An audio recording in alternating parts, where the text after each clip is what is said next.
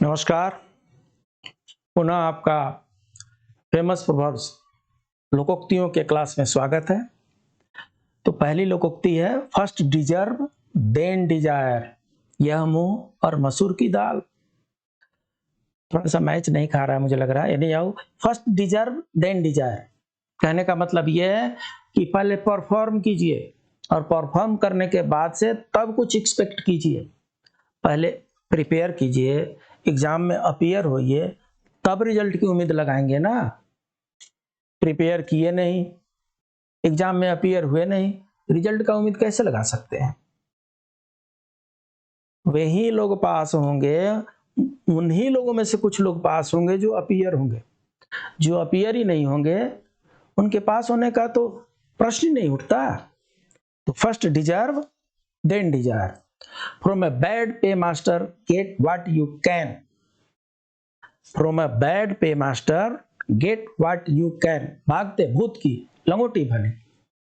ऐसा कहा जाता है कि जो कुछ भी देने वाला नहीं हो, जहां से कुछ भी मिलने की उम्मीद नहीं हो, वहां से अगर कुछ भी मिल जाए, अच्छा है, बहुत अच्छा है।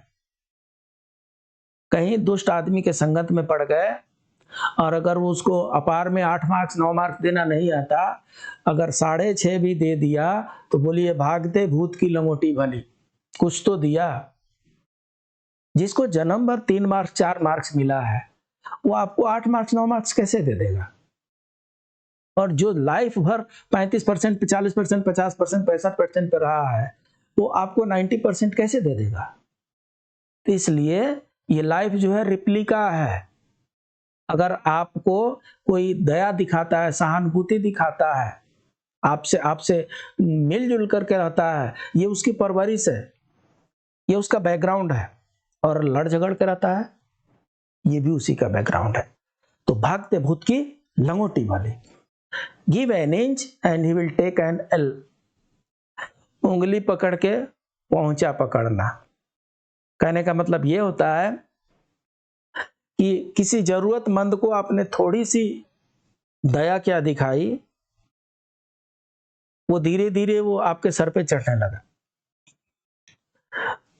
अगर आपने कुछ ऐसा कुछ उनको हेल्प कर दिया, पहले आपने बोला कि थोड़ा ठीक है भाई पानी पिला देता हूँ, उसके बाद से खाना भी खिला दीजिए, उसके बाद से रहने के लिए भी रख दीजिए, उसके बाद से अब मैं जाऊंगा ही नहीं यहाँ से, मैं यहाँ पे रहता हूँ तो कहाँ जाऊंगा मैं?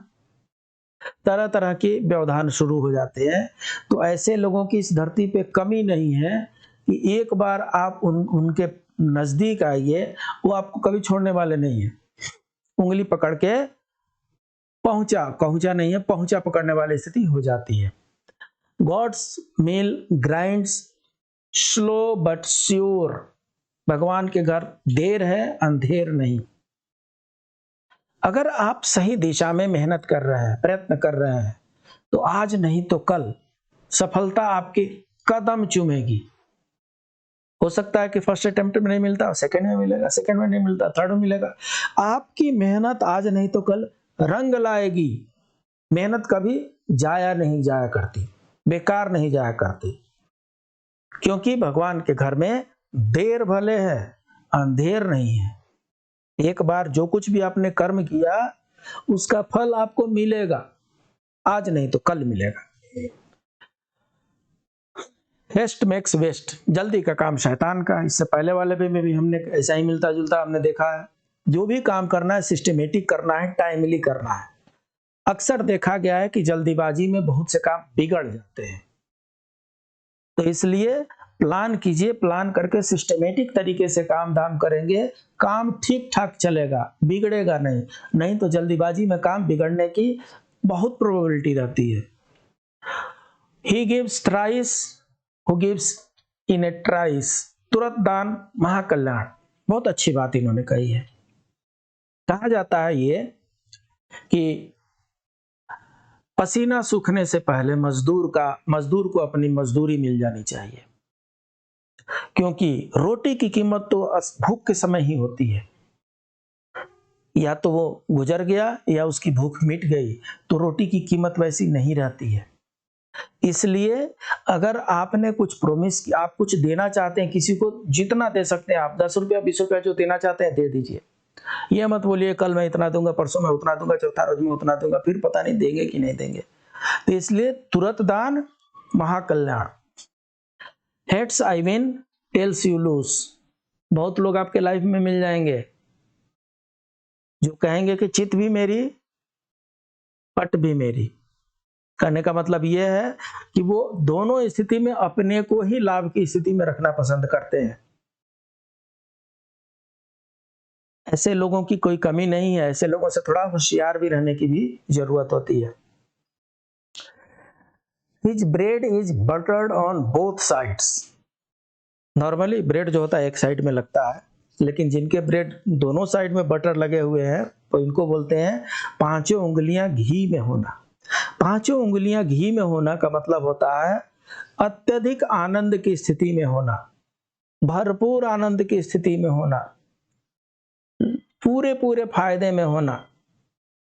पांचों उंगलियां घी में होना मतलब अत्यधिक प्रसन्न होना, अत्यधिक आनंद में होना, अत्यधिक उपलब्धि का होना, अत्यधिक प्राप्ति की होनी। ये बहुत कम, रेयर टू रेयर होता है, बट होता है बहुत लोगों के साथ। ऐसा होता है कि उनकी पांचों उंगलियां घी में होती है। पांचों उंगलियां घी में होने का मतलब क्या होता है कि ऑल फैक्टर्स आर गुड। आपके फादर भी अच्छे हैं, आपकी मम्मी भी अच्छी है, आपकी सिस्टर भी अच्छी है, आपके ब्रदर भी अच्छे हैं, आप हस्बैंड चाहे वाइफ जो भी है आप लोग भी अच्छे हैं, आपके बच्चे भी अच्छे हैं, घर परिवार अच्छा है, गाड़ी धंधा सब अच्छा है, काम धाम अच्छा है।